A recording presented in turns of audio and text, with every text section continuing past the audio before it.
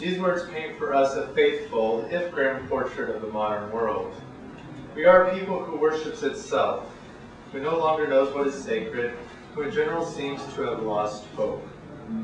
But such is not the way of the Catholic Church. Indeed, the Church is the answer to these diseases that plague humanity, and she has provided throughout the centuries great men and women who have drawn the swords against these enemies of mankind.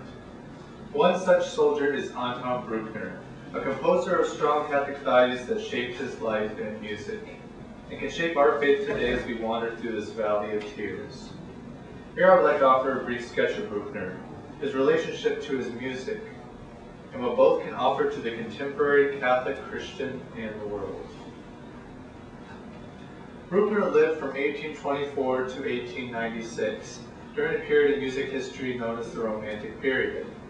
This period was characterized by a move away from the emphasis on strict form and balance that had predominated during the classical period that came before. In the Romantic era, one finds greater emphasis on emotion, on the individual, on the search implicit or explicit for an ideal transcendent beauty. One could say in general terms that the music of the classical era can be compared to a well-proportioned symmetrical building, whereas much of the music of the Romantic period can be compared to a beautiful, unspoiled, untamed wilderness. It was in this romantic world that Bruckner, the composer, developed. He absorbed many of its features in his music. However, his personal life and values deviated from that of many romantic artists. You see, a lot of romantics, despite being driven by high ideals of beauty and the like, were often like pigs admiring a rainbow from their wallow. One only needs to glance at the biography of many romantic artists to see lives of moral deviation, almost pantheistic ideals, and ego worship. Bruckner's life stands in stark contrast and provides an edifying example of an artist who really seemed to try to live a Catholic life. I am not claiming that he was a saint. He had his issues.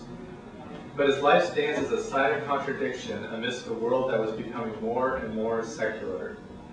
There are numerous anecdotes that attest to his Christian piety. One recounts how he had the habit of interrupting his lectures during the ringing of the Angelus bell and kneeling on the ground to pray. In general, he seems to have had a great devotion to prayer. There seems to be a general agreement on his close attachment to God and the Church. And this aspect of his personality flows directly into his music.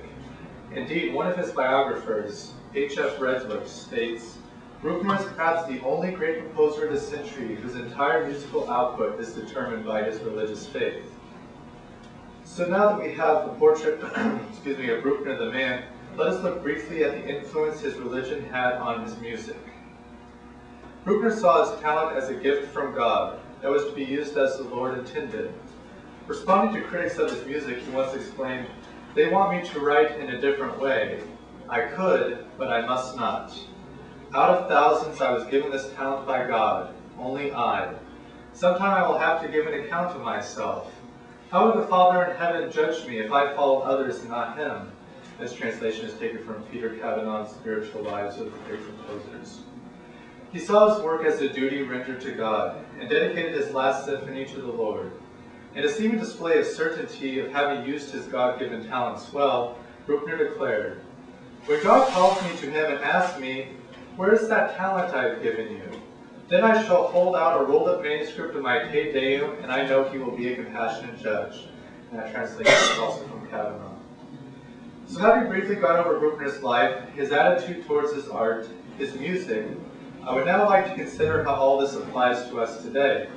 Specifically, what can Bruckner offer to the 21st century Catholic Christian and the world in general? Well, Bruckner the man provides us with an inspirational motivation to order our lives to God, our final end. Bruckner's religious devotion, amidst an increasingly secular environment, challenges us to follow suit in the even more godless world we live in today.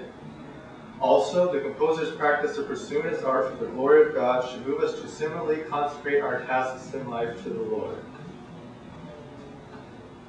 As for Bruckner's music, we find a source of divine joy amidst the sorrows of this valley of tears.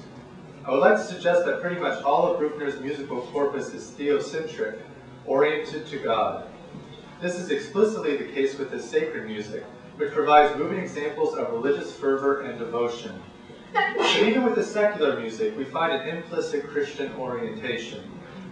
For example, at the conclusion of the composer's 8th symphony, we have a coda, that is, ending, which implicitly bespeaks of Christian themes. It begins with a sense of hushed mystery, as the solemn yet uncertain rising of the strings is accompanied by the quiet rumbles of the timpani. The music gradually builds in volume, woodwinds enter, then the regal tones of the brass. The sense of mystery continues, and then holds for a second and all becomes quiet. Then, all of a sudden, out of nowhere, full orchestra springs and forth in full triumph. We now have joyous fanfares in the trumpets, the triumphant accompaniment of the timpani, etc. This continues for a while until brought to a victorious conclusion. Now, we do not know if Bruckner had anything in particular in mind when he wrote this ending to his 8th symphony, but one can easily discern a theocentric orientation. You could say it's like the journey of the soul, who starts his spiritual journey with an air of uncertainty, but arrives at the end with the victorious palm of salvation at hand. One could also say it represents the victory of hope over despair and uncertainty.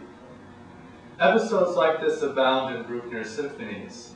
We have in them continual themes of victory, joy, and hope, an upward movement like the journey to God, and often an almost ecclesiastical, sacred tone. So in conclusion, I would like to offer you this great composer as one who can provide spiritual substance and strength during this uncertain time we call the present. To the world, he provides a life and music that points to God. To his profanity, he provides sacred tones. Its despair is countered by music of strength and hope, looking to a final victory that will be brought about by God. Ego, profanity, and despair are destroyed by God's sacrality and hope. The Lord will have the final say.